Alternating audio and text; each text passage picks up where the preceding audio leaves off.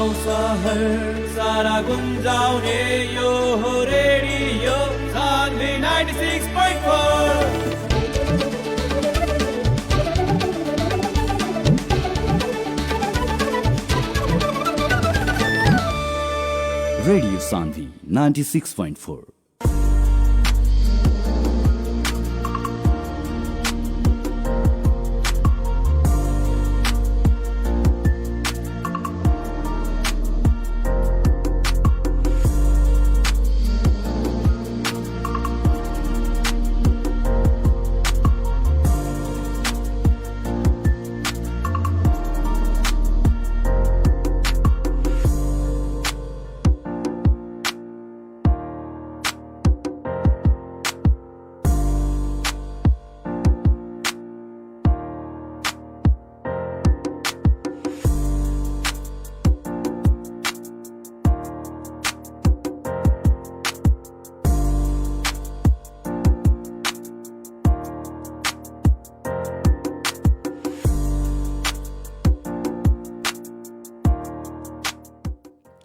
नमस्कार, तपाईले सुन्दै हुनुहुन्छ रेडियो सान्वी 96.4 मेगाहर्ज र कार्यक्रम डक्टर्स क्लिनिकको साथमा हामी उपस्थित भइसकेका छौँ। कार्यक्रम डक्टर्स क्लिनिकमा हामी स्वास्थ्य समस्याको छलफल, स्वास्थ्य समस्याको समाधान, स्वास्थ्य सन्देश र स्वास्थ्य विज्ञसँगको कुराकानी गर्ने गर्छौँ। साथै तपाईहरूको केही स्वास्थ्यसँग सम्बन्धित समस्याहरू छन् भने हाम्रो सम्पर्क नम्बर 9845305740, 9845305740 वा 9808099130 मा सम्पर्क गरेर प्रत्यक्ष रूपमा हाम्रो चिकित्सकसँग परामर्श पनि लिन सक्नुहुनेछ। कार्यक्रमको साथमा छु म कार्यक्रम प्रस्तुता अनिस्कान्त कुशवाहा। कार्यक्रम तपाईँले हरेक दिन बेलुकी 8:30 बजेदेखि 9:15 बजेसम्म रेडियो सान्वी 96.4 मेगाहर्ज तथा अनलाइनको रेडियो सान्वी.com र रेडियो सान्वीको अफिसियल फेसबुक पेज मार्फत संसारभर एकैसाथ सुन्न सक्नुहुन्छ। र आज हामी कार्यक्रममा वरिष्ठ बालरोग विशेषज्ञ डाक्टर शैलेश ठाकुर ज्यूसँग कुराकानी गर्नेछौँ। आउनुहोस् उहाँलाई स्वागत गरौँ। यहाँले कार्यक्रम डक्टर्स क्लिनिकमा हार्दिक स्वागत छ डाक्टर साहब। धन्यवाद अनिसजी। डाक्टर साहब, अहिले यो महामारीको बेलामा कतिको व्यस्त हुनुहुन्छ? केही दिन अगाडिसम्म त अस्पताल, इमर्जेन्सी क्लिनिक सबै थियो, व्यस्तै थियौँ। अहिले महामारीको बेलामा त्यति व्यस्त छैन होइन। अहिले सबैजनाले चाहिँ त्यो सर्भिसहरू अलमोस्ट बन्द छ, त्यही भएर त्यति व्यस्त छैन। डाक्टर साहब, अहिले कुरा गर्दाखेरि जुन अहिलेको समय छ, सुरुमा भनिएको थियो बालबालिकामा कोरोनाको सङ्क्रमण जुन हुने एउटा चान्सेस छ, त्यो चान्सेस चाहिँ कम छ। तर पछिल्लो समयमा आएर चाहिँ बालबालिकामा पनि कोरोनाको सङ्क्रमण चान्सेस चाहिँ बढेर आएको छ। यी तथ्यहरू बाहिर आएको छन् र तपाईँ एउटा वरिष्ठ बालरोग विशेषज्ञ हुनुहुन्छ, के सत्य तथ्य रहेको छ यसमा? बालबालिकाहरूमा कोरोनाको सङ्क्रमण नहुने होइन हुन्छ। जस्तै अमेरिकामा पनि अप्रिल 2 तारिकसम्म स्टडी गर्दाखेरि के देख्यो भने जम्मा सङ्क्रमितहरूमध्ये 1.5% बालबालिका थिए। सङ्क्रमण हुन्छ, तर सङ्क्रमण चाहिँ सिभिरिटी, त्यति सिरियसनेस चाहिँ रिलेटिभली एडल्टको भन्दा कम हुन्छ, र सङ्क्रमण हुन्छ। डाक्टर साहब, जस्तै अहिले यो महामारीको समयमा चाहिँ धेरैजनामा चाहिँ निमोनियाको समस्या पनि देखिँदैछ र तपाईँ एउटा वरिष्ठ बालरोग विशेषज्ञ हुनुहुन्छ र बालबालिकामा पनि निमोनिया एउटा यस्तो रोग हो जुन धेरै मात्रामा देखिने गर्छ र यो कोभिडको समयमा पनि निमोनिया चाहिँ देखिरहेको छ। अहिले आजको कार्यक्रममा हामी तपाईँसँग चाहिँ यो निमोनियाको विषयमै केन्द्रित रहेर चाहिँ कुराकानी गर्नेछौँ र तपाईँसँग धेरै कुराहरू जान्ने पनि छौँ कि कसरी बच्ने त यो निमोनियाबाट जुन कोरोनामा छ त्यो र यसमा चाहिँ के कति फरक रहेको छ, यो कुरा पनि तपाईँसँग आज हामी बुझ्नेछौँ। र कार्यक्रममा सुरुमा चाहिँ जति पनि हाम्रा श्रोताहरू हामीले सुनेर बस्नु भएको छ, सुरुमा हामी बुझ्न चाहन्छौँ तपाईँबाट कि निमोनिया भनेको के हो, यसलाई साधारण भाषामा कसरी बुझ्न सकिन्छ? धन्यवाद। निमोनिया भन्नाले फोक्सोको सुजन अनि इन्फ्लामेसन शाब्दिक अर्थले त्यो भनिन्छ। तर सामान्य हामीले बुझ्दाखेरि निमोनियामा चाहिँ फोक्सोमा इन्फेक्सन भएर होइन सास फेर्न गाह्रो हुने, ज्वरो आउने, होइन स्यास्या हुने, होइन छाती दुख्ने, खोकी लाग्ने यस्ता लक्षणहरू देखिन्छ। निमोनिया भनेको बालबालिकाहरूमा बढी देखिन्छ, ठुलो मान्छे पनि देखिन्छ, ठुलोमा अलिक कम देखिन्छ, खास गरेर 5 वर्षभन्दा कममा देखिन्छ। र यो चाहिँ बालबालिकाहरूको मृत्युको एउटा दुईटा प्रमुख कारणमध्ये चाहिँ पर्छ। डाक्टर साहब जस्तै यहाँले भन्नुभयो बालबालिकामा यसका चाहिँ छाती दुख्ने पनि लक्षण पनि हुन्छन्, कुनै कुनै बेला यसले चाहिँ खोकी ज्वरो जस्तो पनि कुराहरू निम्त्याउँछन्।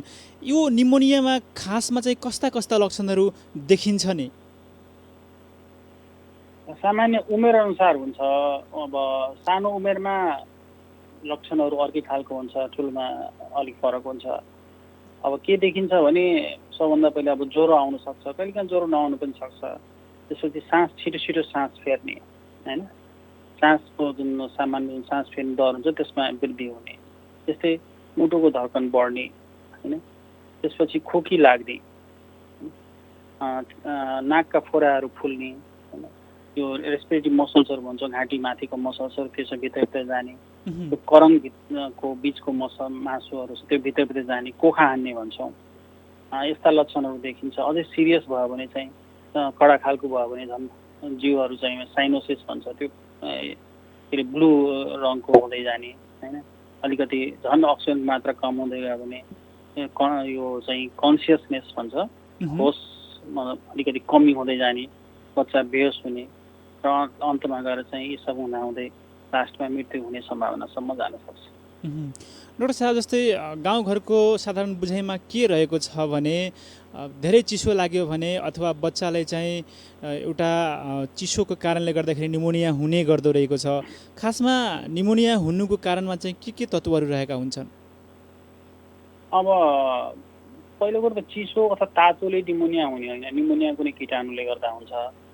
चिसोबाट जोगिनुपर्छ भनेर भन्छ हामी, किनभने चिसो मौसममा निमोनिया गराउने भाइरसहरू जुन छन् उनीहरू बढी सक्रिय हुन्छन् र त्यसैले मौसमको परिवर्तन हुँदाखेरि फेरि बच्चाहरूमा के हुन्छ भने त्यो रोगसँग लड्ने क्षमता अलिकति कम भइदिन्छ, त्यतिखेर पनि बच्चाहरूमा निमोनिया देखिन्छ। त्यही भएर चिसो र तातोसँग पनि सम्बन्ध होइन कि, मेन चाहिँ कीटाणुहरू हो।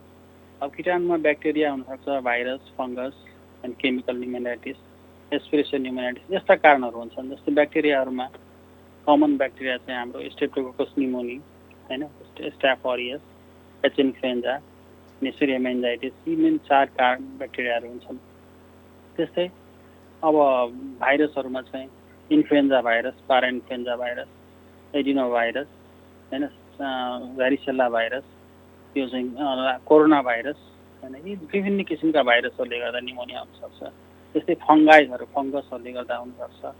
त्यस्तै तपाईँको कुनै केमिकलहरू, होइन, केमिकलले गर्दा हामीले सुँग्यौँ त्यसले गर्दा चाहिँ सुजन भाइरस हुनसक्छ।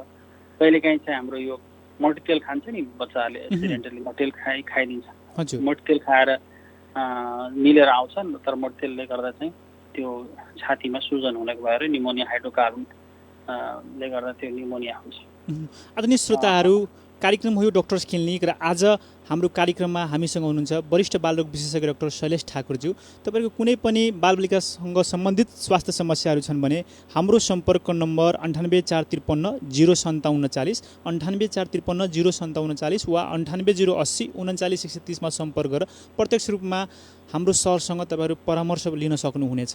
र आजको कार्यक्रममा हामी निमोनिया विषयमा चाहिँ डाक्टर साहबसँग कुराकानी गरिरहेका छौँ र धेरै कुराहरू जान्ने तर्खरमा छौँ। र अब भने हामी डाक्टर साहबसँग भनिन्छ निमोनियामा चाहिँ कोखा हानेको, छाती मारतवा भनेर गाउँघरमा चाहिँ भन्दै धेरैजना आउनुहुन्छ। अब यो जुन एउटा यो लक्षण छ, जुन कोखा हान्ने, छातीमा चाहिँ त्यो एक किसिमको कम्पन हुने, यसको आधारमा चाहिँ निमोनियाको लक्षण पहिचान गरिन्छ। यो कस्तो खाले लक्षण हो डाक्टर साहब? डरलाग्दो लक्षण हो अथवा चाहिँ यो पनि सामान्य किसिमको लक्षण हो, के हो त यो? कुनै बच्चालाई कोखा हानेको छ भने त्यो चाहिँ कडा खालको निमोनिया भन्ने देखाउँछ। कोखा हानेको कसरी थाहा पाउने भने अब अहिले खास गरेर हाम्रो श्रोताहरूलाई, किन अहिले अब लकडाउनले गर्दा अस्पताल जान पनि गाह्रो भइरहेको, त्यो आफैले थाहा पाउनु पर्यो, होइन। त्यो लुगा माथि खोल्ने कुरै, होइन, छाती, अनि तल छाती र पेटको जुन जोडिएको भाग छ, जोडिन्छ, त्यहाँ हेर्ने, होइन। त्यो पेटको भाग भित्रसम्म गाडिन्छ, होइन, सास फेर्ने बेलामा, र बच्चाले छिटो छिटो सास फेरेर आउँछ, अप्ठ्यारो जस्तो लाग्छ, उसले राम्ररी दुध खान सकेको हुँदैन, त्यस्तो देखिन्छ प्रायः। डाक्टर साहब, भनिन्छ सुरुमा नै यदि कुनै बच्चाको चाहिँ नाकबाट चाहिँ सिगान आएको अथवा चाहिँ रुगा लागेको लक्षण देखिन्छ भने त्यो नै निमोनियाको सुरुवात हो भनेर शङ्का गरिन्छ, यो सत्य हो? नाकबाट सिङ्गा नआउने रुगा लाग्ने भनेको भाइरल इन्फेक्सनको लक्षण हो अथवा कुनै एलर्जीको लक्षण हुनसक्छ, त्यो निमोनियाको लक्षण होइन। डाक्टर साहब, अब भने हामी निमोनियाको कुराकानी गरिरहँदाखेरि चाहिँ यदि निमोनियाको समयमा उपचार भएन भने यसले कस्तो जटिलताहरू निम्त्याउन सक्छ डाक्टर साहब? निमोनियाको उपचार समयमा भएन भने अब बच्चा झन् सिरियस हुँदै जाने होइन। अब मुटुमा के अरे फोक्सोमा मात्रै भएको इन्फेक्सन रगतमा फैलिन्छ, त्यसलाई हामी सेप्सिस भन्छौँ होइन। त्यसपछि त्यो अरू अङ्गहरूमा जान सक्छ, त्यो ब्लडको इन्फेक्सन गएर किडनीमा पुग्ला, लिभरमा पुग्छ होइन, हार्टमा पुग्छ, ब्रेनमा पुग्छ, मल्टी अर्गन फेलियर गराउन सक्छ होइन। र अन्तमा चाहिँ बच्चाको मृत्युसम्म हुनसक्छ। त्यही भएर उपचार जरुरी छ। डाक्टर साहब, यसको जुन उपचारको जरुरी देखिन्छ, किनभने यसले मृत्यु समेत गराउँछ र झन्डै यो बालबालिकामा डरलाग्दो रोगको रूपमा पनि रहेको छ। यो रोकथाम गर्दाखेरि सुरुकै अवस्थामा के सावधानीहरू अपनायो भने अलिकति जटिल अवस्थाबाट बच्न सकिन्छ? हो, एकदम राम्रो कुरा गर्नु भने चाहिँ अब कस्तो छ भने स्पेसिफिक एउटा प्रोटेक्सन हुन्छ, जस्तो त्यो भनेको भ्याक्सिनेसन हो होइन। अहिले हाम्रो नेपाल सरकारमा निमोकोकसको अगेन्स्टमा भ्याक्सिन लगाउँछ होइन। तर धेरैलाई के भ्रम परेको छ भने निमोकोकसको भ्याक्सिन भनेको निमोनियाको भ्याक्सिन हो, अब यो लगाइसकेपछि निमोनिया हुँदैन, त्यही भएर अरू सावधानी नअप्नाए पनि हुन्छ। तर त्यसो भनेको होइन। त्यो निमोकोकल भ्याक्सिन भनेको निमोकोकस स्ट्रेप्टोकोकस निमोनीले गर्दा जुन निमोनिया हुन्छ अथवा स्ट्रेप्टोकोकस निमोनीले गर्दा जुन अरू रोगहरू हुन्छ त्यो सबैलाई जोगाउने हो, अरू निमोनियाहरूलाई जोगाउने होइन। त्यस्तै अब अरू भ्याक्सिनहरू छन्, जस्तै अब चिकन पक्सको भ्यारिसेल्लाको भ्याक्सिन छ, त्यो भ्यारिसेल्ला भएन भने त्यसले गर्दा त्यसको भ्याक्सिन लगायो भने त्यसले गर्दा हुने निमोनियाबाट जोगिन्छ। जस्तै इन्फ्लुएन्जा भ्याक्सिन छ होइन, इन्फ्लुएन्जा भ्याक्सिन हुन्छ, त्यो इन्फ्लुएन्जा भ्याक्सिन प्रत्येक वर्ष लगाउने चलन छ। तर त्यो हाम्रो सरकारी उसमा आएको छैन। त्यो भयो भने प्रत्येक इन्फ्लुएन्जाले गर्दा जुन रुगाखोकी र निमोनिया हुन्छ त्योबाट जोगाउन सकिन्छ। यी त भयो स्पेसिफिक कुराहरू। त्यो बाहेक चाहिँ अब जुन हामी सबैले गर्न सक्छौँ त्यो कुराहरूमा ध्यान दिनु पर्यो। पहिलो कुरो त बालबच्चाहरूलाई हामीले धेरै चिसो धेरै तातोमा लानु भएन, भिडभाडमा लानु भएन, घरमा सरसफाइ मेन्टेन गर्नु पर्यो। अहिले सबैलाई थाहा छ, हामी ह्यान्ड वासिङ भन्छौँ होइन। ह्यान्ड वासिङ फ्रिक्वेन्टली साबुन पानीले हात धुनुपर्छ। त्यो बच्चालाई पनि हात धुने बानी लगाउनु पर्छ होइन। नाक कान आँखा मुखहरू छुनु हुँदैन। यो जुन कोरोना भाइरसमा प्रोटेक्सन भनिन्छ नि, त्यही प्रोटेक्सन हो। त्यस्तै रुगाखोकी लागेको मान्छेको नजिकमा, खास गरेर 2 मिटर नजिकमा जानु हुँदैन। कसैले हाछ्यु गर्छ अथवा खोक्छ भने कुइनाले छोप्ने अथवा रुमाल अथवा टिस्यु पेपरले मुख छोपेर गर्नुपर्छ। घरमा जुन हावा आउने जाने वातावरण हुनु पर्यो, गुम्नु परेको कोठा हुनु भएन, भिडमा गुम्सिएर बस्नु भएन। त्यो बाहेक चाहिँ पोसिलो कुराहरू खानु पर्यो, बच्चाहरूको पोषणमा ध्यान दिनु पर्यो। यो कुपोषण जस्तो यस्तो कुरा हो कि हाम्रो बच्चा यदि कुपोषित छ भने जुनसुकै रोगले च्याप्छ, र रोगले च्यापेपछि यो कुपोषित बालबालिकामा झन् बढी समस्या देखिन्छ। जस्तै अब निमोनियाले नै सामान्य बालबच्चाभन्दा कुपोषित बालबालिकाहरूलाई धेरै समस्या गर्छ। अनि त्यसैले कुपोषण हुन दिनु भएन। समय के अरे उमेर अनुसार उसलाई चाहिँ हामीले आहार दिइरहनु पर्यो। सुरुमा चाहिँ जन्मदेखि नै हामीले लाग्नुपर्छ होइन। पहिला कोलोस्ट्रम त्यो बिगो त्यो खुवाउनु पर्यो, त्यसपछि एक्सक्लुसिभ ब्रेस्ट फिडिङ गर्नु पर्यो, सबै भ्याक्सिनहरू टाइममा लगाउनु पर्यो। टाइममा चाहिँ सप्लिमेन्ट्री फिडिङ हुन्छ होइन, 6 महिनापछि त्यो सुरु गर्नु पर्यो र उमेर अनुसार त्यो गर्दै जानु पर्यो र उसको विकासमा होइन ध्यान दिनु पर्यो। र यी चाहिँ जेनरल मेजर्सहरू भयो। त्यो बाहेक चाहिँ अब धुवा धुलोमा लानु भएन होइन। र यी नै हुन् होइन हामीले जोगाउने तरिकाहरू। डाक्टर साहब, जस्तै अब निमोनिया लागेको जुन बालबालिकाहरू हुन्छन्, हाम्रो प्रायको पौराणिक जुन एउटा तरिका छ बचाउने, त्यसमा चाहिँ बालबालिकाको चाहिँ छातीमा चाहिँ त्यो लसुन तेल त्यो आगोमा पोलेर चाहिँ एउटा दल्ने गरिन्छ र त्यो सँगसँगै चाहिँ भिक्स हालेर अथवा पानीमा त्यो भिक्सको बाफ लगाउने पनि गरिन्छ। यी सब कुराहरू कतिको लाभदायक हुन्छन्? हेर्नुहोस्, लसुन तेल पोलेर अब गर्दाखेरि त्यो धुवा आउनु भएन होइन। त्यो धुवा यदि हामीले के गर्छौँ भने घरमै त्यो कोठाभित्रै त्यो आगो बाल्छ, गोइठा बाल्छ प्रायः होइन। अनि त्यसमा चाहिँ लसुन तेल पोलेर मोल्छ, त्यसले झन् खराबी गर्छ त्यो धुवाले है, पहिलो कुरो त। अर्को, लसुन तेलले केही खासै फाइदा पनि गर्दैन, त्यो माथि राखेर होइन। र कसैले एलर्जी छ भने त्यो गन्धले एलर्जी पनि हुनसक्छ। जहाँसम्म भिक्सको कुरा गर्नुभयो, भिक्स चाहिँ धेरै सानो बच्चाहरूमा भिक्स लाउनु भयो भने त्यसले पोलेर झन् त्यो रुन्छ है। रोएपछि धेरै झन् रुन्छ अनि रोगको रोइ गरेपछि बच्चालाई यसै अक्सिजन कमी भइरहेको छ होइन। अनि निमोनियामा झन् रुन थाल्यो भने झन् चाहिँ बच्चा धेरै रोयो भने झन् अक्सिजनको कमी हुन जान्छ। त अलिक ठुलो बच्चा छ भने भिक्स ठिकै हो, तर सानो बच्चा छ भने त्यसले पोल्छ।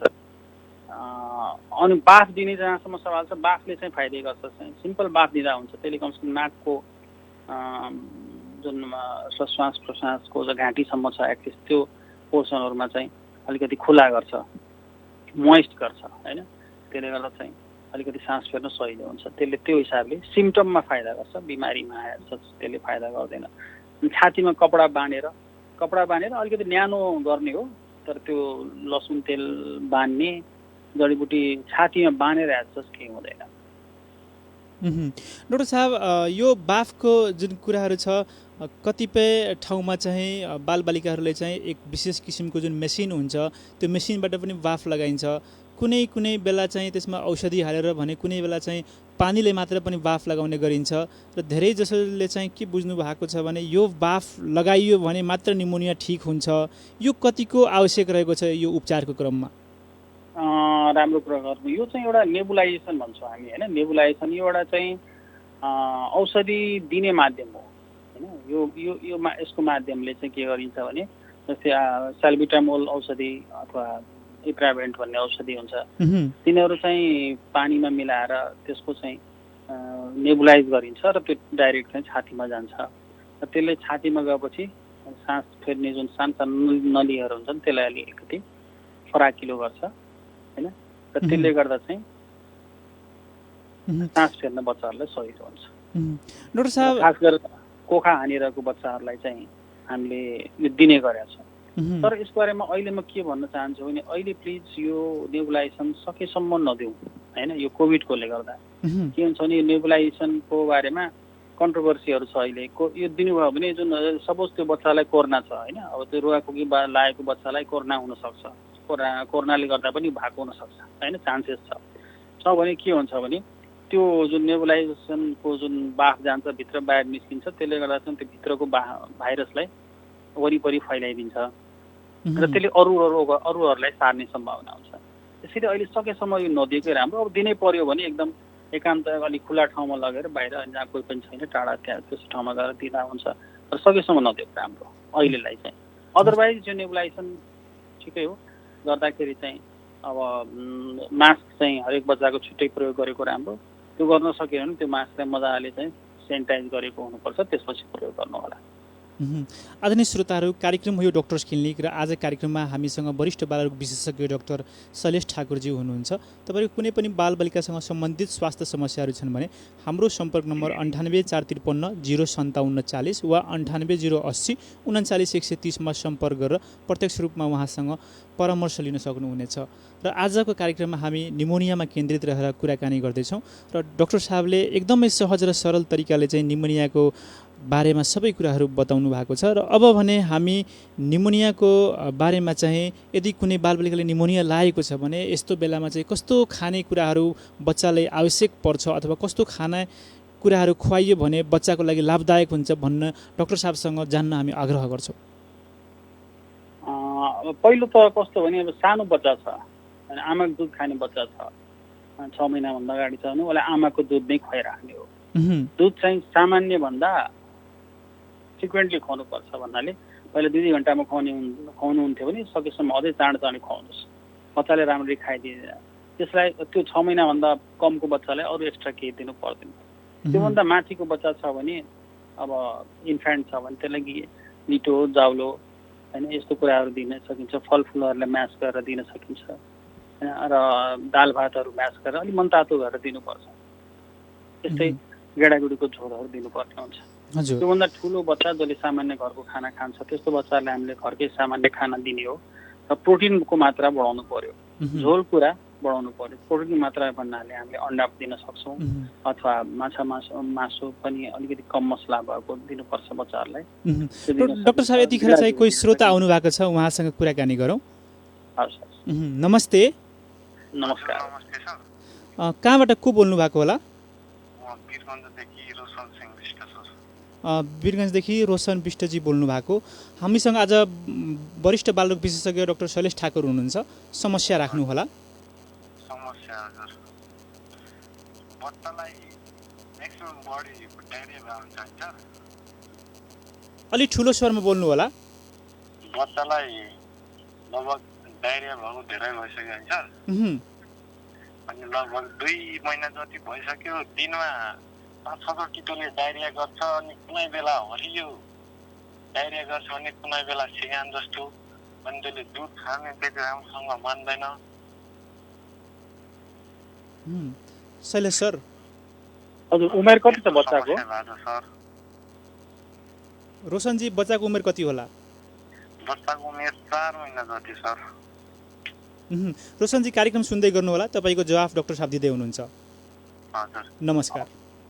नमस्कार। पहिलो त 4 महिनाको बच्चालाई अब 2 महिनादेखि डायरिया हुनु होइन, दिनको 4-5 पटक हुनु कहिलेकाहीँ यो सामान्य पनि हुनसक्छ। अब किनभने 2 महिनासम्म डायरिया भएपछि बच्चाको अरू कुरा हामीले हेर्नुपर्ने हुन्छ। उसको तौल घट्दै जान्छ, उसले खाना खाँदैन, त्यो बाहेक अरू कुराहरू हुनसक्छ होइन। मुख्य कुरा हामीले तौल र कुपोषणतिर गइरहेको छ त्यो हेर्नु पर्यो। अब यसका विभिन्न 2 महिनाभन्दा बढी लामो समयको डायरियाको डिफ्रेन्ट कारणहरू हुन्छन् होइन। त्यो चाहिँ सामान्य भाइरल इन्फेक्सनले गर्दा हुने होइन। कहिलेकाहीँ चाहिँ उसलाई खाना नपच्ने, यो दुध नै नपच्ने हुनसक्छ। कहिलेकाहीँ कुनै ब्याक्टेरियल इन्फेक्सन हुनसक्छ, अथवा मेटाबोलिक समस्याहरू हुनसक्छ, अथवा धेरै सुत्त कारण चाहिँ के हो भने फिडिङ प्रब्लम गर्दा नै हुन्छ। नत्र 2 महिनादेखि लगातार डायरिया छ भने त्यो बच्चा धेरै सिरियस भइहाल्छ। त्यसैले पहिलो कुरो के बुझ्नुहोस् भने यदि तौल धेरै घटेको छैन, बच्चा खेल्छ कुद्छ भने धेरै आत्तिनु पर्दैन र उसको खानपानमा ध्यान दिनु पर्यो। बोतलबाट त दुध खाँदैन, बोतलबाट खाने गरेको छ भने बोतल बन्द गर्नुहोस्। उसलाई आमाकै दुध खुवाउनु पर्ने हुन्छ। डाक्टर साहब यतिखेर अझै एकजना श्रोता आउनु भएको छ, उहाँसँग पनि उहाँको समस्या बुझौँ। नमस्ते। नमस्ते। नमस्कार। कहाँबाट को बोल्नु भएको होला? म सुरेन्द्र बैठा। सुरेन्द्र बैठाजी, के समस्या लिएर आउनु भएको छ सोध्नुहोस्। हाम्रो डाक्टर साहब शैलेश ठाकुर हुनुहुन्छ आज हामीसँग।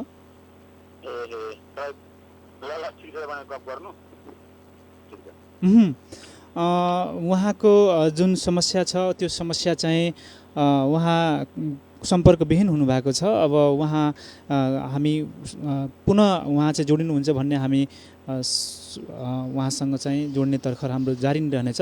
डाक्टर साहब, जुन रोशनजीको कुरा थियो, जुन उहाँको बच्चालाई भन्ने जुन सल्लाहहरू थियो, एकचोटि उहाँ चाहिँ के विशेषज्ञलाई नै भेट्नु आवश्यक देखिन्छ कि कुनै ठाउँमा चाहिँ गएर विशेष उपचार लिनुपर्ने हुन्छ?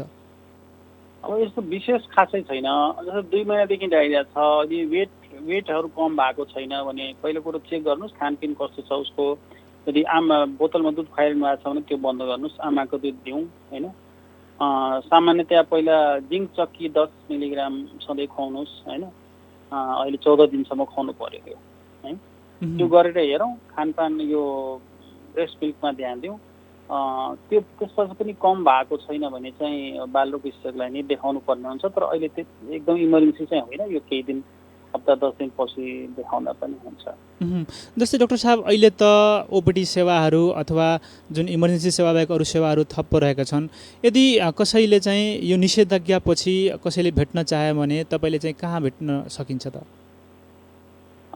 मलाई चाहिँ अब अस्पतालमा पनि भेट्न सकिन्छ, क्लिनिकमा पनि भेट्न सकिन्छ। भनेपछि डाक्टर साहबले चाहिँ नारायणी अस्पतालमा भेट्न सकिन्छ। सकिन्छ। आदरणीय श्रोताहरू, कार्यक्रममा डक्टर्स क्लिनिक र आज हामी कार्यक्रममा डाक्टर शैलेश ठाकुरज्यूसँग चाहिँ कुराकानी गरेका छौँ। अब भने कार्यक्रममा यतिखेर पालो भएको छ एउटा छोटो व्यापारिक विश्रामको। सुन्दै गर्नुहोला radio Sanvi 96.4 megahertz. National Infotech College proudly announces admission open. विगत 6 वर्षदेखि इन्जिनियरिङ र मेडिकलमा विद्यार्थीहरूको नाम निकाल्दै आउन सफल अनि उत्कृष्ट विद्यार्थीहरूको पहिलो गन्तव्य हो एनआई, किनभने यस क्षेत्रमै एक्सलेन्ट टिचर्स टिम भएको अनि टाइम टु टाइम काठमाडौँका ख्यातिप्राप्त प्रोफेसर्सहरूद्वारा ट्रेनिङ र सेमिनार्सको व्यवस्था गर्दै आएको। शान्त र विशिष्ट अनुशासनमा उत्कृष्ट उदाहरण बनेको, आफ्नै सुविधा सम्पन्न अत्याधुनिक भवन भएको, air condition lab, well equipped लाइब्रेरीका साथै आवश्यक पाठ्यपुस्तक, कलेजले वर्षले नै प्रदान गर्दै आएको। ट्रान्सपोर्टेसन र स्पोर्ट्स फेसिलिटीका साथै 100% सम्म स्कलरशिपको व्यवस्था भएको यस नेशनल इन्फोटेक कलेजले गर्वका साथ नयाँ शैक्षिक सत्रका लागि कक्षा 11 मा एडमिसनको लागि अनलाइन प्री रेजिस्ट्रेसन खुला गरेको छ। प्री रेजिस्ट्रेसनका लागि नेशनल इन्फोटेक कलेजको फेसबुक पेजमा गई अनलाइन फर्म फिल अप गर्न सक्नुहुनेछ। विस्तृत जानकारीका लागि सम्पर्क national Infotech college Kavi Shiromani Tol inner bypass Birgunj. Phone number 051 41 72 00। NI, an exclusive college for science and technology. We offer highest standards of education with excellent results. Admission open in +2 management. Imperial College of Management proudly announces admission intake for the new academic year in grade 11. हाम्रा विशेषताहरू सुविधा सम्पन्न भवन र उत्कृष्ट अनुभवी टिचर्सहरूको team भएको, एयर कन्डिसन क्लास र लाइब्रेरीको सुविधा, एक्सपर्टहरूद्वारा रेगुलर सेमिनार्स र स्किल डेभलपमेन्ट ट्रेनिङ, आफ्नै मल्टिफङ्क्सनल सेमिनार हल भएको, टाइम टु टाइम इन्डस्ट्रियल भिजिटको व्यवस्था, जेहेन्दार विद्यार्थीहरूको लागि 100% सम्म स्कलरशिप, ट्रान्सपोर्टेसन फेसिलिटीका साथै एक्स्ट्रा करिकुलर एक्टिभिटिज अनि स्पोर्ट्स फेसिलिटी भएको, सबैभन्दा महत्त्वपूर्ण विद्यार्थीहरूका लागि लाइफ इन्सुरेन्सको व्यवस्था। विस्तृत जानकारीका लागि सम्पर्क imperial college of management Shripur 11 ज्ञानवाटिका स्कुलको पुरानो बिल्डिङ। सम्पर्क नम्बर 98 111 071 01, 98 453 11 114 र 98 112 73 712। Imperial college of management, creating royal mindset. Admission open in DPS +2 Birganj. Remarkable features of Delhi Public School. Highly qualified, experienced, dedicated teachers and staff, well-equipped labs and libraries. State-of-art infrastructure with swimming pool, extra co-curricular activities under the guidance of recognized coaches. Quiet, peaceful and eco-friendly formal learning environment, specialized career and behavioral counseling. Child-centered, value-based thematic education of global standard, well-managed and effective online classes during pandemic period. Excellent result, transportation facility. CBSE curriculum with only 5 subjects in science and commerce stream. For more details, please contact Ninos Birganj, Muli Bagaitsa 12, Delhi Public School, Chainpur 4, Parwanipur 12. Contact number 980-3245-855, 98550-26452 and 051-524-700. Email ID principal.dps@cgeducation.com.np. Delhi Public School, managed by CG Education. SE पछिको अध्ययनको लागि चिन्ता अब ढुक्क हुनुहोस्। हजुर, विगत 2 दशकदेखि गुणस्तरीय शिक्षा प्रदान गर्दै आइरहेको यस सेन्ट जेभियर्स माविले यही नयाँ शैक्षिक सत्रका लागि कक्षा 11 मा साइन्स, एग्रिकल्चर, म्यानेजमेन्ट र ल मा एडमिसनका लागि अनलाइन रेजिस्ट्रेसन फर्म खुला गरेको छ। अनलाइन फर्मका लागि सेन्ट जेभियर सेकेन्डरी स्कुल बिरगञ्जको फेसबुक पेजमा गएर अनलाइन एडमिसन फर्म भर्न सक्नुहुनेछ। Seats are limited, so hurry up. For more details, please contact us. St. Xavier Secondary School, managed by Buddha Foundation, power house Birgunj, राष्ट्रिय वाणिज्य ब्याङ्कको अपोजिटमा। सम्पर्क नम्बर 051 533 007 र मोबाइल नम्बर 98 550 36 235। आफ्टर एसई के पढ्ने? खै के पढ्ने? एजुकेसनमा कन्फ्युजन, त्यसमाथि आजको प्रतिस्पर्धात्मक युग। What's about technical education? Technical education स्वदेश वा विदेश, जहाँ कहीं रोजगारीको लागि सही शिक्षा, प्राविधिक शिक्षा। विगत 2 दशकदेखि सञ्चालित तराईकै बेस्ट टेक्निकल इन्स्टिट्युट BIT कलेजले नयाँ शैक्षिक सत्रका लागि अनलाइन र प्री रेजिस्ट्रेसन खुला गरेको सहर्ष जानकारी गर्दछौँ। Birgunj institute of technology BIT मा diploma in civil engineering, diploma in computer engineering, त्यस्तै diploma in electrical and electronic engineering र डिप्लोमा इन मेकानिकल इन्जिनियरिङ अर्थात् 3 वर्षे सब इन्जिनियरिङ कोर्स, साथै महिला विद्यार्थीहरूका लागि विशेष scholarship. For more details, Birganj Institute of Technology, चिनीमिल आवास क्षेत्र अगाडि बिरगञ्ज। फोन 051 52 80 20 र mobile number 98 029 46 076। Congratulations to all SCE graduates. Birganj Public College, the best way school in the region. सन् 2018 र 19 को the best B school of province 2 बाट सम्मानित, साथै प्रदेश नम्बर 2 के एकमात्र ISO मान्यता प्राप्त कलेज हो बिरगञ्ज पब्लिक कलेज। यसै शैक्षिक सत्र 2077 का लागि बिरगञ्ज पब्लिक कलेजले कक्षा 11 मा व्यवस्थापन संकायका लागि मर्निङ अनि डे शिफ्टमा भर्ना खोलेको जानकारी गराउँदछौँ। साथै यही शैक्षिक सत्रबाट कम्प्युटर विषय पनि अध्यापन गराइनेछ। एडमिसन फर्म र प्रोस्पेक्टस यही असार 17 गतेबाट वितरण भइरहेको छ। प्रोस्पेक्टस फारम र थप जानकारीका लागि सम्पर्क Birgunj public college, main building, Panitanki 10 Birgunj. सम्पर्क नम्बर 051 53 21 98 र 051 69 10 85। Birgunj Public College, the Institute of Management, where professionals are born.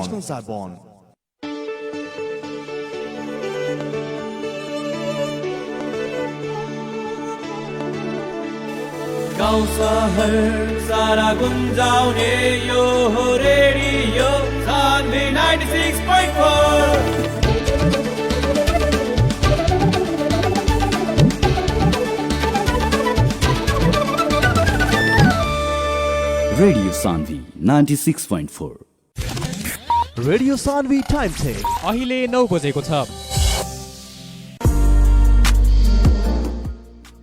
स्वागत छ यहाँहरूले कार्यक्रम डक्टर्स क्लिनिकमा छोटो व्यापारिक विश्रामपछि। कार्यक्रममा आज हामीसँग हुनुहुन्छ वरिष्ठ बालरोग विशेषज्ञ डाक्टर शैलेश ठाकुरज्यू। आउनुहोस् उहाँलाई यो छोटो व्यापारिक विश्रामपछि पुनः स्वागत गरौँ। डाक्टर साहब स्वागत छ यो छोटो व्यापारिक विश्रामपछि पुनः। हजुर धन्यवाद। डाक्टर साहब अहिले हामी निमोनियाको विषयमा रहेर कुराकानीहरू गऱ्यौँ र धेरै कुराहरू तपाईँले श्रोताहरू माझ राखिसक्नु भएको छ। अब भने थोरै रूपमा चाहिँ हामी झाडा पखालाको बारेमा पनि यहाँबाट बुझ्न चाहन्छौँ। खासमा यो झाडा पखाला जुन छ कस्तो किसिमले चाहिँ यसलाई बुझ्ने हामी साधारण भाषामा कुन अवस्था देखियो भने यो झाडा पखाला हो भनेर बुझ्नुपर्ने हुन्छ हामीले? सामान्यतया के भन्छ भने अब 24 घण्टामा 3 पटक भन्दा बढी दिशा हुनु र दिशा सामान्य अवस्थाभन्दा बढी मात्रामा हुनु अथवा पानी मिसिएको दिशा हुनु हैन, अथवा त्यसमा आउँ परेको हुनु, रगत आउनु, यस्तो अवस्थालाई चाहिँ झाडा पखाला भनिन्छ। डाक्टर साहब यो झाडा पखाला लागिसकेपछि अथवा यसको धेरै मात्रा भइसकेपछि बच्चाहरूमा कस्तो लक्षणहरू देखा पर्ने हुन्छ? झाडा पखालामा चाहिँ पटक पटक दिशा हुने, दिशामा पानी धेरै हुने, रगत कहिले मिसिएको हुने त्यस्तो देखिन्छ। पेट दुख्ने हुन सक्छ। सबभन्दा चाहिँ मुख्य ध्यान दिनुपर्ने कुरा भनेको जलवियोजन, जसलाई डिहाइड्रेसन हामी भन्छौँ। डिहाइड्रेसनको समस्या चाहिँ झाडा पखाला धेरै समय देखिन्छ र यही डिहाइड्रेसनले गर्दा नै झाडा पखालामा बच्चाहरूको ज्यान जाने समस्या पनि हुन सक्छ। डाक्टर साहब एकचोटि अझै सहज भाषामा यो जलवियोजन भनेको के होला? जलवियोजन भन्नाले शरीरमा पानी र लवण हैन, पानी र सल्ट्स भन्छ, त्यो सोडियम पोटासियम यिनीहरू कमी हुनु, पानी र लवणको कमी। अब सामान्य अर्थमा बुझ्नुहोस्, अब हाम्रो शरीरमा अब एउटा 10 किलोको बच्चा छ भने उसले एकचोटि दिशा गर्यो भने झन्डै हाम्रो जिउबाट 100 ml पानी जान्छ हैन। त्यस्तै अब उसले 10 चोटि दिशा गर्यो भने केही बेरमा उसको जिउबाट 1 लिटर पानी लस भयो हैन। 10 किलोको बच्चाको लागि 1 लिटर पानी त धेरै भयो हैन। सो शरीरमा यसरी पानीको कमी हुँदै जाने, यसले गर्दा चाहिँ के देखिन्छ त, कस्तो लक्षणहरू देखिन्छ त पानी कमी भएपछि? जस्तै अब आँखामा चाहिँ अनुहार, आँखा चाहिँ अलिकति गाडिएको हुनसक्छ, आँखामा चाहिँ अलिक ड्राइनेस देखिन सक्छ हैन। त्यस्तै मुख खोलेर हेर्नु भने मुखहरू, ओठहरू सुक्खा हैन, चट्टा परता भन्छ यतातिर हैन, ड्राइनेस हैन, त्यो देखिन्छ। त्यस्तै चाहिँ अनुहारहरू चाहिँ गाडिएको देखिन्छ हैन। अनि छाला चाहिँ समात्नु भयो भने त्यो चिम्टाले यसो हातले चिम्टिनु भयो भने त्यो चाहिँ धेरै बेर पछि मात्रै बिस्तारै जान सक्छ। त्यस्तै चाहिँ हाम्रो पल्सहरू हैन, पल्सको सुरुको अवस्थामा चाहिँ पल्स चाहिँ बढ्छ, नाडीको गति बढ्छ, सास दर बढ्न सक्छ। जलवियोजनको असरले गर्दा कहिलेकाहीँ सामान्य ज्वरो पनि देखिन सक्छ। त्यसपछि जलवियोजनले कडा रोग भएको छ भने बच्चा इरिटेबल हुन्छ, धेरै रुने हैन, अनि चुप नलाग्ने। त्यस्तै अझै कडा भयो भने चाहिँ अलिकति बेहोसी जस्तो अवस्थामा जान सक्ने हुनसक्छ। त्यस्तै त्यो सँगसँगै अब सोडियमहरूको पनि कमी भयो अथवा सोडियमको मात्रा बढी भयो भने बच्चाहरू कहिलेकाहीँ चाहिँ चम्की हुन्छ, छाली रोग जस्तो अवस्था पनि त्यतिखेर देखिन सक्ने हुन्छ। समग्रमा बुझ्दाखेरि यो जलवियोजनमा सामान्यदेखि कडाका खालको लक्षणहरू देखिन सक्छ र यो चाहिँ मृत्युको कारण भइदिन सक्छ यदि उपचार गरिएन भने। डाक्टर साहब यो जुन समस्या छ जलवियोजनका समस्या, यो समस्याबाट अहिलेको समय जस्तो जुन छ, अहिले जुन निषेधाज्ञा जारी रहेको छ, धेरैजना चाहिँ अस्पतालमा आउने अवस्था पनि छैन। यो समस्या यदि कसैको बच्चाले भएको छ भने घरमै बच्ने उपाय के होला त? यो चाहिँ एकदम राम्रो कुरा गर्नुभयो। अहिले यो सामान्य हामीले जलवियोजनलाई घरमै उपचार गरेको राम्रो हुन्छ। के गर्ने भने अब बच्चा चाहिँ सानो बच्चा छ हैन, दुध खाने, आमाको दुध खाने बच्चा छ भने उसलाई डायरिया सुरु भयो। डायरिया सुरु भएपछि हामीले सामान्य रूपमा आमाको दुध बढी मात्रामा खुवाउने है, तर त्यो खाँदा खाँदै पनि उसमा यदि अब सानो बच्चा 6 महिनाभन्दा कमको बच्चामा के लक्षण देखिन्छ त जलवियोजनको पिसाबको मात्रा कम हुँदै जान्छ हैन बच्चा इरिटेबल हुन्छ धेरै रोगको रोगी गर्न सक्छ राम्ररी दुध खाँदैन यदि त्यस्तो अवस्था देखियो भने हामीले जीवन जल पानी WHO ORS भन्छ त्यसलाई 1 लिटर मिनरल वाटर भनौँ अथवा सामान्य पानी जुन कि खान योग्य होस् सफा पानी होस् 1 लिटर हुनु पर्यो मिनरल वाटर म किन भनिदिन्छु भने प्राय त्यो 1 लिटरको बोतलमा आउँछ र मेजरमेन्ट ठिक हुन्छ हैन प्राय चाहिँ हामीले जीवन जल बनाउँदाखेरि पढे लेखेका मान्छेहरूले गल्ती गर्ने गल्ती कहाँ हुन्छ भने 1 चम्चा लियो अलिकति 1 गिलास पानीमा यसो घोल्यो अनि बच्चालाई खुवाउन थाल्यो त्यसले गर्दा राम्रो भन्न झन् नराम्रो गर्छ त्यसको कन्सन्ट्रेसन मिल्दैन अनि इलेक्ट्रोलाइट इम्ब्यालेन्स हुन सक्छ हैन अस्मोलारिटी मिल्दैन र झन् बढी डायरिया गरेर आउन सक्छ त्यो हार्मफुल हुन्छ त्यसैले गर्दा हामी जहिले पनि जीवन जल बनाउँदाखेरि 1 लिटर पानीमै घोल्नुपर्छ यो चाहिँ राम्ररी बुझिराख्ने हामी सबैजनाले बच्चाले नखाओस् केही छैन आधा फाल्नु परोस् फालौँला तर बनाउने 1 लिटरमै हो त्यो जीवन जल बनाएर बच्चालाई खुवाउन सुरु गर्नुपर्छ खुवाउने कसरी त प्राय चाहिँ आमाहरू कम्प्लेन गर्छ बच्चाले डाक्टर यो त जीवन जल खाँदैन हो धेरै कति बच्चाले खाँदैन तर के गर्नुपर्छ भने चम्चाले लिने 1 चम्चा बिस्तारै मुखमा हाल्ने हैन हालेर 1-2 मिनट कुर्ने हैन फेरि 1-2 मिनट पछि फेरि अर्को चम्चा दिने त्यसरी बिस्तारै तर लगातार मात्रामा खुवाइराख्नुपर्छ बिस्तारै किन खुवाउने बिस्तारै खुवाउनुको फाइदा के छ भने यसले बच्चाले बान्ता गर्दैन र अर्को कुरो तपाईँले एकैचोटि धेरै खुवाउनु पर्यो भने खुवाइदिनु भयो भने एक ग्लास एकैचोटि खुवाइदिनु भयो तुरुन्तै उसले फेरि दिशा गर्दैछ हैन त्यो प्रेसरले गर्दा त्यसैले हामीले बिस्तारै खुवाउनु पर्ने हो कुनै बच्चा यति गर्दाखेरि खाँदैन त्यस्तो बच्चालाई के गर्ने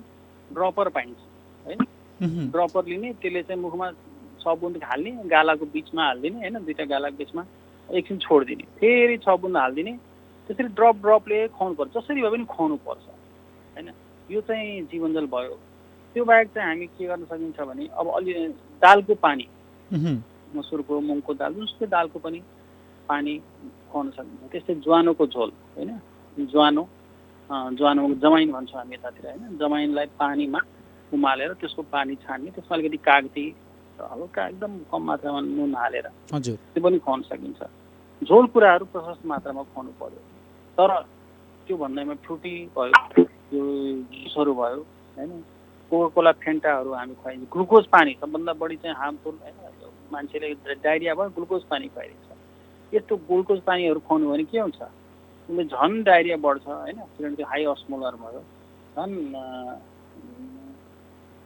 बढेर चाहिँ खराबी गर्न सक्छ डाक्टर साहब यो जीवन जल सँगसँगै कुनै बेला चाहिँ जीवन जल सँगसँगै चाहिँ कुनै बेला चाहिँ जिङ्क चकी पनि खुवाउने गरिन्छ यो जीवन जल र जिङ्कको जुन एउटा समायोजन गरेर चाहिँ जल वियोजनलाई चाहिँ नियन्त्रण गर्ने गरिन्छ यो के होला त जिङ्कको प्रयोग चाहिँ किन गरिएको होला त जिङ्कको प्रयोग चाहिँ के देखिन्छ भने जिङ्कले डायरियाको ड्युरेसनलाई पनि अलिकति कम गराएको देखिया छ है डायरिया र अर्को कुरो चाहिँ यसले इम्युनिटी पनि बढाउँछ र फ्युचरमा पनि डायरिया हुने सम्भावना पनि यसले कम गर्छ त्यसैले गर्दा जिङ्कको प्रयोग गरिन्छ भनेपछि जीवन जल सँगसँगै जिङ्कको प्रयोग गर्नु राम्रो हजुर डाक्टर साहब यो झाडा पखाला लाग्दाखेरि कुनै बेला चाहिँ बच्चाहरूमा चाहिँ स्तनपान जुन छ त्यो पनि रोक्ने आदेश डाक्टर साहबहरूबाट दिन्छ यो कतिको सत्य तथ्यमा चाहिँ यो कुराहरू गरिन्छ हेर्नुहोस् एउटा कुरो बडा राम्रो प्रसङ्ग उठाउनु भयो अहिले यो स्तनपान सप्ताह पनि चलिरहेछ र म आफ्ना सबै सम्पूर्ण श्रोताहरूलाई निर्धक्क भएर बालबालिकाहरूलाई स्तनपान गराउनलाई आग्रह गर्न चाहन्छु फर अल प्र्याक्टिकल पर्पज के हुन्छ भने स्तनपान हाम्रो कन्टेक्स्टमा रोक्नु हुँदैन र डायरिया भएको बच्चालाई झनै रोक्नु हुँदैन एनिमल मिल्कहरू केही दिनलाई होल्ड गर्न सकिन्छ तर स्तनपान ब्रेस्ट मिल्कले केही पनि बेफाइदा गर्दैन के देखिन्छ भने अब कहिलेकाहीँ तपाईँको यो ल्याक्टोज इन्टोलरेन्स छ भने दुध प्रोडक्ट दिनु हुँदैन भन्ने भन्छ तर सामान्यतया जुन एक्युट डायरिया हुन्छ त्यसमा चाहिँ यो ल्याक्टोज इन्टोलरेन्स प्राय हुँदैन हैन तपाईँले स्टुल टेस्ट गर्नुभयो भने ल्याक्टोज त्यो रिड्युसिङ सब्स्ट्यान्स पोजिटिभ आइराख्न सक्छ। तर त्यो भन्दैमा त्यसमा दुध रोकेर केही फाइदा हुँदैन, त्यसले हार्म नै हुन्छ होइन, बच्चा कुपोषणमा जान सक्छ। र त्यसको रोकेर हामीले सोया मिल्क दिन्छौँ। त्यो सोया मिल्क दिँदाखेरि चाहिँ झन् हार्मफुल के हुन्छ भने स्वाद राम्रो हुँदैन, बच्चाले दुध खाइदिँदैन। त्यसैले दुध स्तनपान चाहिँ रोक्नु हुँदैन कुनै पनि डायरियामा। डाक्टर साहब, जस्तै यो अहिले महामारीको समय चलिरहेको छ, यो महामारीको समयमा चाहिँ अहिले झाडा पखाला र निमोनियाबाट बच्नलाई चाहिँ के सल्लाह दिन चाहनुहुन्छ? झाडा पखाला र निमोनियाबाट बच्नलाई मुख्य कुरो त अब झाडा पखालालाई बच्नलाई हामीले चाहिँ पानी चाहिँ सफा पानी खानु पर्यो होइन, सकेसम्म उमालेर पारेको पानी होस् अथवा फिल्टर गरेको पानी खानु पर्यो। त्यसपछि सडै गलेको बासी कुराहरू खानु भएन, बाहिर पनि खानु हुँदैन होइन। त्यो बाहेक चाहिँ फ्रिक्वेन्ट ह्यान्ड वासिङ जुन हामी गर्छौँ, हात धोएर मात्रै खाना खाने, हात मुखहरू नछुने, यी कुराहरू छन् झाडा पखालाको लागि बचाउने मेन यी कुराहरू भयो। त्यस्तै निमोनियाको लागि बचाउने पनि अहिले जुन हामीले कोरोना भाइरसको लागि बच्ने उपायहरू भन्छौँ होइन, त्यो उपायहरू जस्तै फ्रिक्वेन्टली हात धुने, भिडभाडमा नजाने, जानै पर्यो भने मास्क लगाएर जाने होइन, र रुगा खोकी लागेको व्यक्तिभन्दा टाढा बस्ने, सोसल डिस्टेन्सिङ मेन्टेन गर्ने। त्यो बाहेक पोसिलो खानेकुरा खाने होइन, झोल पदार्थहरू धेरै खाने, धेरै तातो धेरै चिसोमा नजाने, शरीरलाई अनावश्यक एक्जर्सन नगर्ने होइन, र मुख्यतया पोसिलो झोलिलो खानेकुराहरू खाने र आराम गर्ने। डाक्टर साहब, अब भने हामी कार्यक्रमको अन्त्यमा आइसकेका छौँ। अन्त्यमा रेडियो सान्वी सुनिरहनुभएका सम्पूर्ण श्रोताहरूलाई के भन्न चाहनुहुन्छ छोटकरीमा? हामी सम्पूर्ण श्रोताहरू अहिले चाहिँ वीरगञ्जमा यो क्षेत्रमा त्रसित हुनुभएको छ कोरोनाको अलिकति प्रकोप बढेको देखेर। तर म के भन्न चाहन्छु भने त्रसित हुनु पर्दैन, कोरोना भाइरस आएको छ र यसको लागि चाहिँ हामीले डराउनु भन्दा पनि हामीले जुन गर्नुपर्ने काम छ त्यो वास्तवमा गरिदिनु पर्यो कि। हामी सबैलाई थाहा छ हात दिनुपर्छ, मास्क लगाउनुपर्छ, तर बाहिर निस्केर हेर्नुहोस् त अस्तिसम्म मान्छेले मास्कै नलगाइदिने, लगाए पनि नाकबाट तल झारिदिने होइन, पटक पटक सुइराख्ने, मान्छेसँग टाँसिएर कुरा गर्ने। हामी के गर्छौँ भने यो मेरो आफ्नै मान्छे त चिनेकै मान्छे छ नि, उसँग टाँसिँदा के हुन्छ, उसलाई कोरोना हुन्छ र? त्यस्तो होइन, हामी मध्ये छ, हामी बिचमै छ। त्यसैले हामीले सबैसँग डिस्टेन्स मेन्टेन गर्नु पर्यो र प्रिकसन जुन तपाईँलाई भनिया छ सबैलाई थाहा छ होइन। यो रेडियो टिभीमा दिनभरि भनिरहेको छ, तिनीहरू साँच्चीकै तिनीहरूले काम गर्छन् के, र तिनीहरूले मात्रै काम गर्छन्। त्यो चाहिँ भन्ने मात्रै कुरा होइन, त्यो हामीले गर्ने पर्ने कुरा हो। त्यो गरेनौँ भने कहिलेसम्म यसरी लकडाउनमा बस्ने त होइन। मान्छेलाई भोकमरी भइसक्यो, अब लकडाउनले गर्दा होइन, धेरैजनाले खान पाएको छैन, बच्चाहरूमा कुपोषण हुन्छ होइन, खान नपाएपछि धेरै ठाउँमा रेगुलर हेल्थ सर्भिसहरू चलिरहेको छैन, बच्चाहरूले खोप लगाउन पाएका छैनन्। त्यसले गर्दा चाहिँ अर्कै महामारी आउने सम्भावना छ। युनिसेफले अर्को वार्न गरिसक्यो, त्यसको आफ्नै बेफाइदाहरू छन्। त्यसैले हामीले सावधानी अप्नाइदिउँ र आत्तिनु पर्ने आवश्यकता छैन, तर सावधानी चाहिँ अप्नाउनै पर्छ। कोरोना अरूलाई हुने हो, मलाई हुने होइन भन्ने होइन, सबैलाई हुनसक्छ, जसलाई पनि हुनसक्छ। र जसलाई भएको छ त्यसलाई चाहिँ छिटछिट दुध पनि नगरिदिनुहोस् होइन। यो कुनै पाप गरेर आएको होइन, हाम्रो समुदायमै आएको हो होइन, यो रोग हो, एउटा सामान्य रोग हो, सर्यो भयो, त्यसलाई चाहिँ अब हामीले बचाउनु पर्छ, उपचार गर्नुपर्छ। म यति नै आफ्नो श्रोताहरूलाई भन्न चाहन्छु।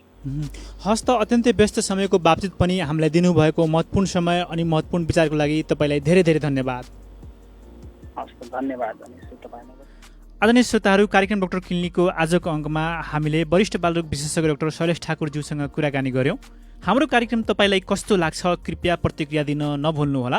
फेरि अर्को अङ्कमा फरक अतिथिका साथ उपस्थित हुने बाचा गर्दै प्रविधिका अनुपसँगै म कार्यक्रम प्रस्तुता अनिस्कान्त पनि बिदा हुन्छु। सुन्दै गर्नुहोला रेडियो सान्वी 96.4 मेगाहर्ज। नमस्कार, शुभरात्रि।